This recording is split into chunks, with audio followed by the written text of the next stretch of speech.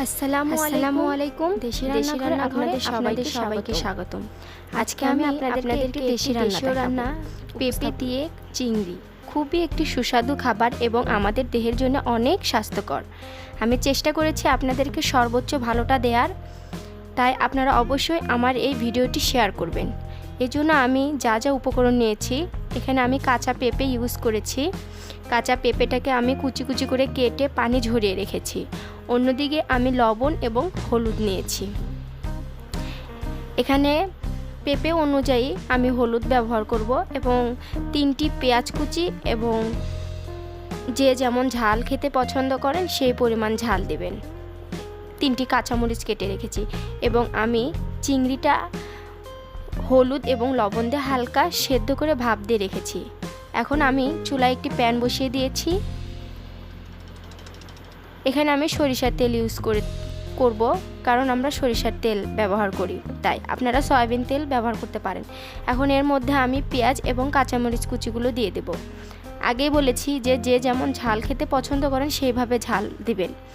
এটাকে আমি হালকা নেড়ে চেড়ে, বেশি ব্রাউন কালারে আনবো না, হালকা লালটে লালটে ভাব আসার সাথে সাথে আমি এর মধ্যে চিংড়িগুলো দিয়ে দেব।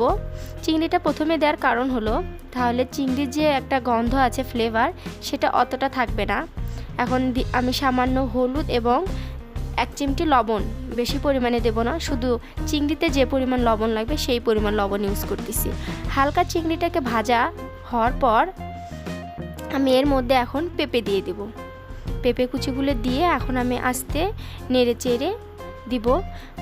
এটা তৈরি করতে বেশি সময়ের প্রয়োজনে, খুব অল্প সময়ের মধ্যে এই স্বাস্থ্যকর খাবারটি তৈরি করা সম্ভব। দেখুন কতটা সুন্দর দেখা যাচ্ছে চিংড়ি এবং পেঁপে। এখন আমি এটাকে ঢাকনা দিয়ে ঢেকে রেখে দিয়ে 5 মিনিট পর আসতে ঢাকনা তুলে দেখুন আমার ভাজিটার এই অবস্থা। এটার জাল আপনি বেশি হাই হিটেও রাখবেন না, বেশি লো হিটেও রাখবেন না, মিডিয়াম আঁচে রেখে ভাজিটি রান্না করতে হবে। যদি হাই হিটে ভাজা হয় তাহলে পুড়ে যাওয়ার সম্ভাবনা থাকে, আর পুড়ে গেলে এই খাবারের স্বাদটা তেমন আসবে না। এখন আমি লবণ যেটুকু দিয়েছিলাম তাতে কম হয়েছে, এজন্য আমি লবণটা আবার দিয়ে দিলাম। দিয়ে ভালোভাবে নেড়ে চেড়ে আমার তৈরি হয়ে গেল পেঁপে চিংড়ি। অবশ্যই আপনারা বাড়িতে ট্রাই করবেন আমার এই রেসিপিটি। যদি ভালো লেগে থাকে তবে অবশ্যই আমাদের চ্যানেলকে সাবস্ক্রাইব করবেন এবং পাশে থাকা বেল আইকনটি ক্লিক করবেন।